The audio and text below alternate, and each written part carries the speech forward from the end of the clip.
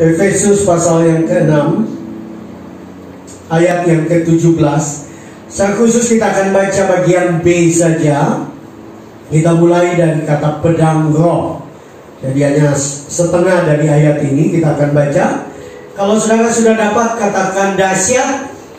Dahsyat. Efesus 6 ayat 17. Kalau saudara sudah dapat, katakan dahsyat. Dahsyat.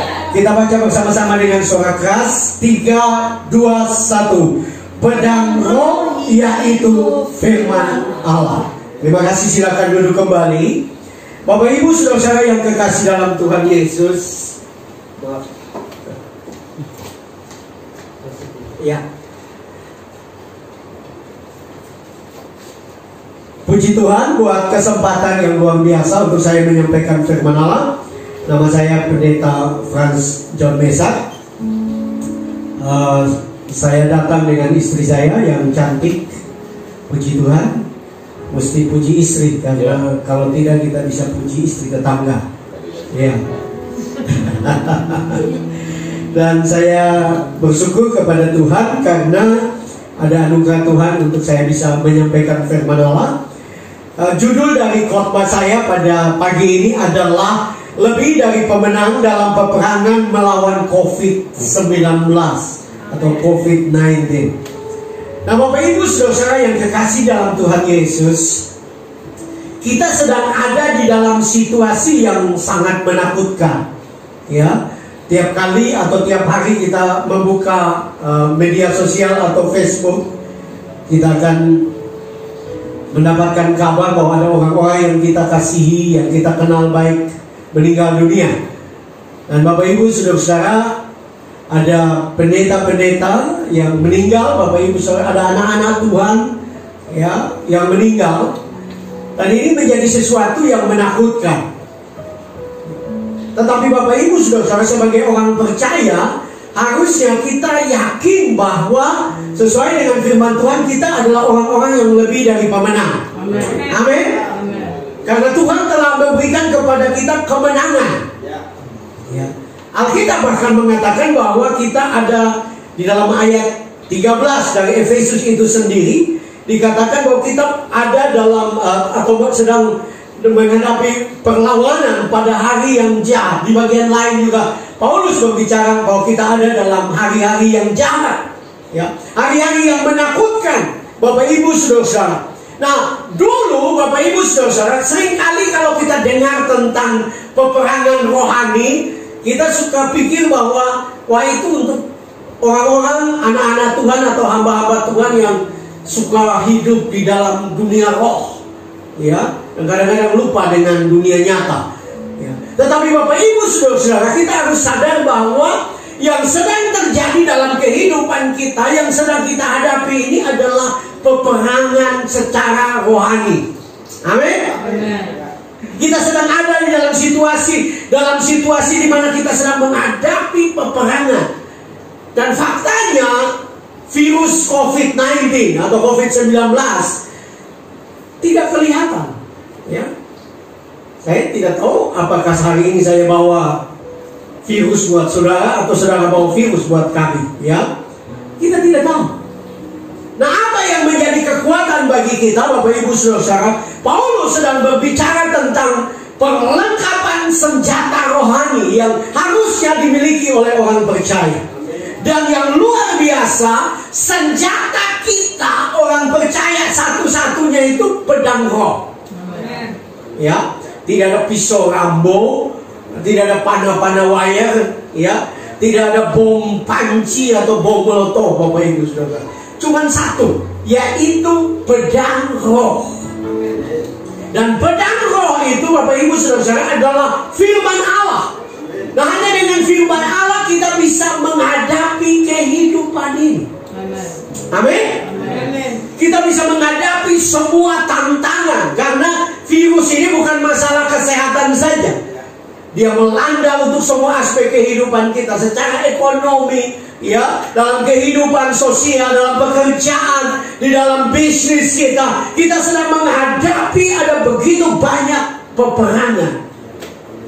Tapi kuncinya adalah kita harus punya firman. Amin. Kita harus memiliki firman. Kita harus tahu tentang firman Allah. Kita harus baca Alkitab, Bapak Ibu Saudara-saudara. Nah, saya pernah membaca satu artikel, Bapak Ibu Saudara-saudara. Saudara tahu bahwa penduduk Israel itu hanya sekitar 2 juta lebih orang Israel di dunia. Sangat sedikit dibandingkan dengan Indonesia. Tapi orang Israel, Bapak Ibu, kenapa mereka menjadi orang-orang yang luar biasa? Karena mereka percaya kepada firman Allah.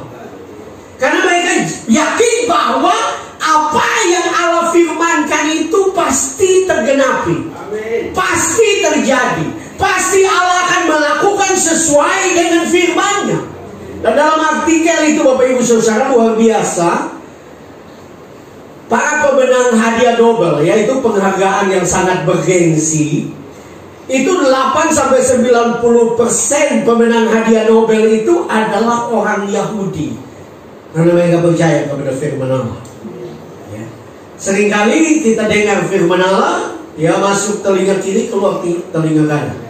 Ya, kita tidak mengambilnya sebagai satu-satunya senjata kita. Dan orang percaya harusnya mengasihi firman Allah. Dan saya percaya, Bapak Ibu Saudara-saudara, dalam situasi peperangan seperti ini, Yesus memberi contoh bagi saya dan saudara. Waktu Yesus dibawa oleh iblis, Alkitab mengatakan bahwa dia dibawa oleh iblis ke padang gurun dan dia dicobai. Dan waktu menghadapi pencobaan itu, Bapak Ibu Saudara-saudara, Yesus melawan iblis itu dengan firman Allah. Dan satu perkataan Yesus yang sangat terkenal, yaitu dalam Matius pasal 4 ayat 4, Yesus mengatakan, ada tertulis manusia hidup bukan dari roti saja, tetapi dari setiap firman yang keluar dari mulut Allah. Amin. Artinya kita harus kembali kepada kebenaran ini. Saya tidak punya maksud saudara harus makan Alkitab. Kita masih tetap makan roti, masih tetap makan sagu, ya, masih tetap makan makanan, nasi dan sebagainya. Tapi waktu kita menghadapi peperangan seperti yang Yesus hadapi, kita harus punya firman Tuhan. Dan firman Tuhan itu hanya bisa tertanam di dalam hati kita, di dalam pikiran kita kalau kita baca. Saya kebetulan mengajar disiplin rohani, dan salah satunya adalah disiplin membaca Alkitab. Ada satu pernyataan yang sangat baik adalah Roh Kudus tidak pernah mengingatkan apa yang tidak kita baca. Jadi jangan pernah saudara pikir, oh saya tidak baca, Roh Kudus ingatkan. Enggak. Tugas kita adalah baca firman, dan tugas daripada Roh Kudus adalah ingatkan kita. Nah, karena apa Bapak Ibu Saudara? Kalau kita memperhatikan adegan pencobaan di padang gurun, itu iblis sendiri baca Alkitab. Maksud saya, iblis sendiri menggunakan firman Tuhan. Dia mencobai Yesus dengan firman. Nah, kalau saya dan saudara dicobai oleh iblis dan kita tidak punya firman Allah, itu adalah sesuatu yang sangat berbahaya. Dari kemarin, dalam situasi peperangan seperti ini, kita lebih mencintai firman Tuhan. Amin. Baca Alkitab. Ya. Lebih lagi membaca Alkitab. Nah, saya cerita hidup saya bukan untuk kesombongan, tapi makin hari makin sadar, Bapak Ibu Saudara-saudara, kita butuh firman Tuhan. Sebelum COVID, waktu saya masih mahasiswa teologi, setiap hari, bahkan waktu saya masih di kampung saya, waktu SMP itu, tiap hari saya membaca tiap hari itu 5 pasal, ya. Dan saya waktu masuk sekolah teologi, ya biasalah alasan sibuk, saya hanya baca 3 pasal. Tetapi waktu COVID mulai, Tuhan mendorong saya untuk setiap hari itu membaca Alkitab itu 1 jam. Saya jujur kok kadang-kadang bolong, tetapi karena komitmen saya kembali.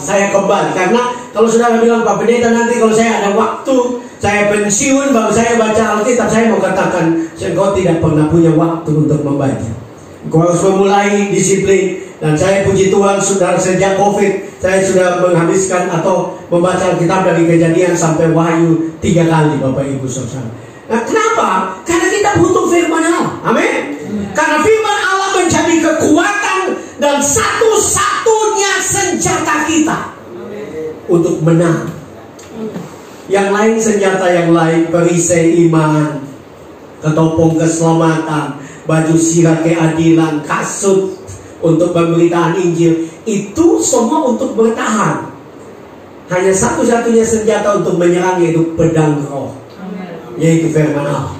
Nah, ada dua hal yang kita bisa belajar dari kebenaran firman Tuhan ini, Bapak Ibu Saudara. Yang pertama, lebih dari pemenang dalam peperangan melawan COVID-19 adalah dengan pedang roh. Paulus menyebut ini sebagai pedang roh. Artinya sesuatu yang sepertinya tidak nyata. Ini bicara tentang dunia roh.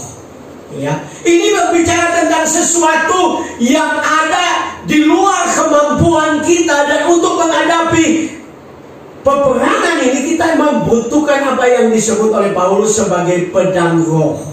Tadi saya sudah katakan, bukankah virus COVID-19 juga tidak kelihatan? Sekalipun memang sebenarnya dalam penelitian para ahli itu kelihatan dengan alat. Tapi dunia nyata kita itu tidak kelihatan. Itu tidak tahu. Kalau kita pergi ke pasar, kita pergi ke mall, ada orang-orang yang sudah terpapar dengan virus corona dan mereka sedang membawa, dan kita bisa tertular. Tapi apa yang menjadi senjata kita? Alkitab mengatakan bahwa kita memiliki apa yang disebut dengan pedang roh. Ya, di dalam King James Version, dalam bahasa Indonesia diterjemahkan, kejahatan rohani di tempat-tempat tinggi. Jadi ada satu, dapat dikatakan bahwa ada satu pekerjaan iblis yang luar biasa yang Tuhan izinkan terjadi dalam kehidupan kita dengan adanya wabah atau pandemi virus corona ini, Bapak Ibu Saudara. Dan senjata yang Tuhan siapkan bagi kita adalah pedang roh. Dalam terjemahan yang berbeda dikatakan pedang roh adalah senjata orang percaya untuk menyerang dalam peperangan melawan kuasa kegelapan. Nah, Bapak Ibu Saudara, sadarlah bahwa kalau kita ingin menang, tidak ada cara lain. Kita harus punya pedang roh. Ya, kita harus punya pedang roh supaya kita menang. Nah, perhatikan, kita buka dalam Keluaran 17 ayat yang ke-11. Keluaran 17 ayat yang ke-11. Keluaran 17 ayat yang ke-11. Kalau saudara dapat katakan luar biasa. Luar biasa. Keluaran 17 ayat 11 kita baca bersama-sama. 3, 2, 1. Dan terjadilah apabila Musa mengangkat tangannya, lebih kuatlah Israel. Tetapi apabila ia menurunkan tangannya, lebih kuatlah Amalek. Nah, kalau kita baca waktu orang Israel sedang berhadapan dengan orang Amalek dalam peperangan, Musa mengutus Yosua dan orang Israel pergi berperang secara fisik. Yang dilakukan oleh Musa dengan Harun dan orang naik ke gunung, dan waktu Musa mengangkat tangannya, Alkitab mengatakan kuatlah Israel. Nah, ini artinya, Bapak Ibu Saudara, kekuatan kita sebagai orang percaya itu bukan dalam fisik. Mungkin secara fisik kita lemah, secara fisik kita penuh dengan banyak masalah, mungkin penyakit dan sebagainya. Tetapi kalau kita hidup di dalam roh, kita melakukan peperangan secara roh dengan pedang roh, yaitu firman Allah, maka kita akan memiliki kekuatan. Amin. Amin. Kita akan memperoleh kemenangan. Karena saya percaya itu yang Tuhan mau bagi kita. Karena itu jangan tunggu, Bapak Ibu Saudara, ada penyakit dulu, ada masalah dulu baru baca Alkitab. Ya, seringkali kita orang Kristen, ya, baca Alkitab atau menggunakan firman Tuhan, bahkan kalau sedang berdebat atau kita sedang bertengkar.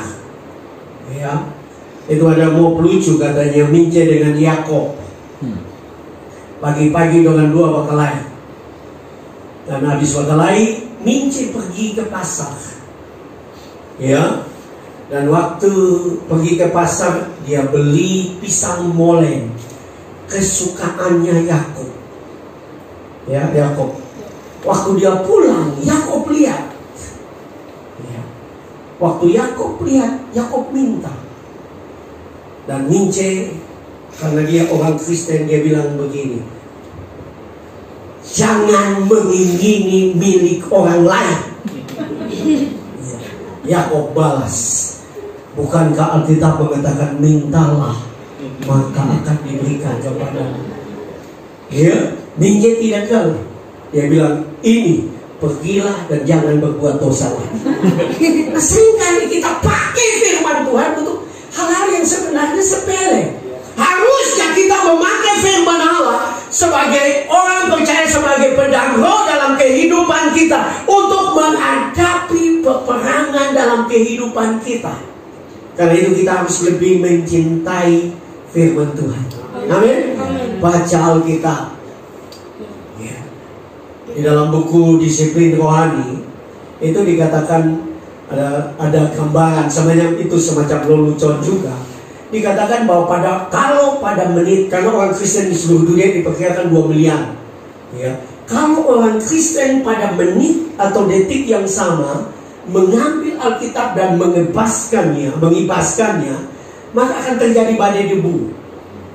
Karena dari Senin sampai Sabtu tidak pernah angkat Alkitab di atas lemari. Nanti Minggu pagi dulu baru ambil. Bukankah kalau dikebaskan kan terjadi badai debu? 2 miliar orang di dunia kebaskan satu kali. Ya. Nah, harusnya kita mencintai firman Tuhan. Amin. Karena firman Tuhan adalah kekuatan saya dan saudara. Dan kalau kita bicara tentang firman Tuhan atau pedang roh, kita sedang berbicara tentang Kristus sendiri. Amin. Karena dia adalah firman itu. Tuhan Yesus sudah memberi contoh bagi saya dan saudara, untuk saya dan saudara dalam hidup ini selalu menggunakan firman Allah sebagai senjata satu-satunya kita, yang adalah pedang roh kita. Kenapa Bapak Ibu Saudara? Betapa pentingnya firman Tuhan. Firman Tuhan adalah kekuatan kita. Firman Tuhan adalah penghiburan kita. Mungkin hari ini Bapak Ibu Saudara sedang menghadapi masalah dengan kesehatan. Percaya bahwa firman Tuhan berkata, oleh piluhnya kamu sudah disembuhkan. Datang dengan iman, ambil dengan iman. Percaya bahwa mujizat pasti terjadi, maka mujizat akan terjadi. Kalau engkau kekurangan, ingatlah firman Tuhan, Allahku akan memenuhi segala keperluanmu menurut kekayaan dan kemuliaan Kristus. Kita punya firman Tuhan apapun, ya. Ada satu pernyataan yang baik. Tahu kan Bapak Ibu Saudara, ada 365 janji Tuhan di dalam Alkitab. Jenis janji Tuhan. Dan ada seorang hamba Tuhan berkata, bukankah 1 tahun ada 365 hari? Artinya setiap hari ada janji Tuhan. Yang Tuhan inginkan engkau setiap hari buka Alkitab. Biarkan dia bicara kepada engkau. Dan waktu dia bicara kepada engkau, imani. Karena itu pedang roh. Gunakan firman Tuhan dan mujizat akan terjadi. Gunakan firman Tuhan dan sesuatu yang besar akan terjadi. Karena kita punya pedang roh yang dapat menolong saya dan saudara, sehingga kita memperoleh kemenangan. Tadi malam saya search di Google tentang orang-orang yang sembuh dari COVID-19. Dan Bapak Ibu saudara mendapatkan satu kesaksian dari Kapten Ricoseta Mavela, ya. Ini kapten yang cukup terkenal karena dia punya beberapa kesaksian termasuk di YouTube. Ya, lebih dikenal sebagai Kapten Rico. Dia punya kesaksian dengan bencana gempa di Palu, ya, likuifaksi, ya. Dia punya kesaksian karena dia selamat waktu pesawatnya naik baru. Kalau dia terlambat beberapa menit atau detik, maka dia bisa juga mengalami menjadi korban karena dia menyaksikan dari atas, dia dari pesawatnya. Nah, dia menyaksikan bagaimana dia juga terpapar dengan COVID-19, ya. Dan Bapak Ibu saudara dalam kesaksiannya, dia begitu menderita, ya, begitu luar biasa menderita, tapi dia mengambil keputusan untuk memperkatakan firman Allah. Dan dia ada di ruangan di mana ada juga beberapa pasien. Dia mulai membacakan Alkitab. Dia tidak peduli mereka beragama apa. Dia mulai membacakan Alkitab. Dia mulai menyanyi, memuji Tuhan. Dia mulai melakukan apa yang Tuhan mau. Dan yang luar biasa, berulang-ulang dia setiap hari dia memperkatakan firman Allah. Dia membacakan firman Allah. Dan terjadi mujizat. Dia mulai muntah-muntah. Dan dia tahu bahwa Tuhan sedang menggenapi firman. Dia sembuh dari COVID-19. Dia sehat kembali karena memperkatakan firman Allah. Firman Allah adalah pedang roh kita. Mari kita gunakan dalam hidup ini. Hidup ini penuh dengan tantangan, masalah, pergumulan. Tetapi firman Allah menjadi satu-satunya pedang roh kita. Pedang roh saya dan saudara. Yang kedua yang kita bisa belajar lebih dari pemenang dalam peperangan melawan COVID-19 adalah dengan firman Allah. Nah, kenapa saya pisahkan? Karena ada yang saya lihat, saya temukan yang luar biasa, Bapak Ibu Saudara-saudara. Kata yang dipakai untuk firman ini bukan logos. Nah, ada dua istilah Yunani, yaitu logos, yaitu firman yang tertulis. Alkitab yang saudara pegang itu adalah logos. Tetapi logos itu akan menjadi rema dalam bahasa Yunani apabila Allah mulai menghidupkan, Allah mulai menaruh di dalam bibir mulut kita, dan kita mulai memperkatakan. Dia menjadi rema. Itu adalah pesan khusus dari Tuhan untuk saya dan saudara. Karena itu saya dan saudara tidak boleh berhenti sampai punya logos. Ya. Saya waktu pelayanan di Jailo, saya temukan seorang bapak yang berkata bahwa dia sudah baca Alkitab dari Kejadian sampai Wahyu. Ya. Bahkan dia bilang dia sudah berhafal Alkitab. Tapi dia tidak pernah gereja. Ya, dia tidak pernah gereja. Dan saya tidak punya maksud apa-apa. Tapi kemudian dia kena penyakit saraf tulang belakang dan dia lumpuh. Tidak pernah gereja, tapi masih sombong. Nah, dia hanya punya logos, dia tidak punya rema.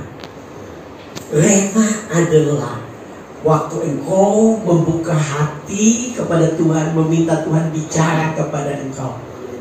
Dan waktu dia bicara kepada engkau, engkau ambil itu. Kadang-kadang dia bicara lewat firman Tuhan. Kadang-kadang dia bicara lewat saudara menonton khotbah di YouTube mungkin. Kadang-kadang dia bicara lewat khotbah hari Minggu. Ya, karena itu kita harus membuka hati kita untuk mendengarkan firman Tuhan. Bahkan saya mendorong dalam situasi seperti ini, tiap pagi buka Alkitab, berdoa kepada Tuhan dan katakan, Tuhan bicaralah kepada saya. Karena saya butuh pedang roh, yaitu firman Tuhan. Biar firman yang tertulis itu menjadi rema. Karena waktu dia menjadi rema, saya mau katakan pasti mujizat terjadi. Kenapa? Karena waktu dia menjadi rema, dia akan menyatakan kemuliaannya, kebesaran. Waktu dia menjadi rema, dia akan melakukan sesuatu. Bukankah Allah menciptakan dunia ini dari firman? Amin. Dia menciptakan segala sesuatu dari firman. Tetapi firman itu harus diperkatakan.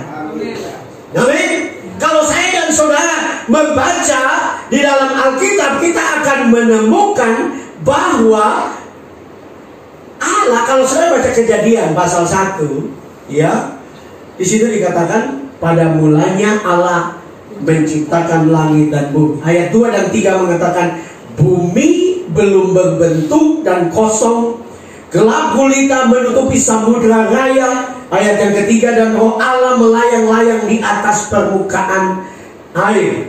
Berfirmanlah Allah, jadilah terang. Lalu terang itu jadi. Perhatikan, Allah sudah ada. Betul? Allah sudah ada di dunia. Tapi bumi masih gelap gulita, ya, belum berbentuk. gelap gulita menutupi samudera. Jadi belum terjadi apa? Kehadiran Allah belum terjadi apa-apa sampai Allah berfirman. Jadi kalau saudara bilang, pendeta kita rasa Tuhan ada, betul, bagus. Tapi kalau belum sampai, karena saudara bayangkan Allah sudah ada sendiri, belum sesuatu terjadi. Sampai waktu Allah berfirman. Dan Allah mau supaya saya dan saudara tidak menjadi seperti tadi Bince dengan Yakob bakalai pakai firman. Tidak. Tapi Allah mau sampai saya dan saudara mulai mengucapkan firman, mulai memperkatakan firman, mulai mendoakan firman, mulai terus mendeklarasikan firman Allah. Maka mujizat mulai terjadi, maka perubahan mulai terjadi. Sesuatu yang tidak ada menjadi ada. Bukankah penciptaan itu disebut dengan bahasa Latin ex nihilo, dari tidak ada menjadi ada? Allah menciptakan segala sesuatu dari tidak ada menjadi ada, karena dengan firman.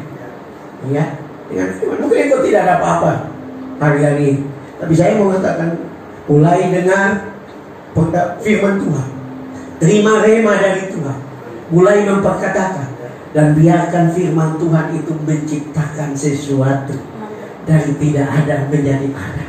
Karena bagi Tuhan tidak ada yang mustahil. Amen. Ya.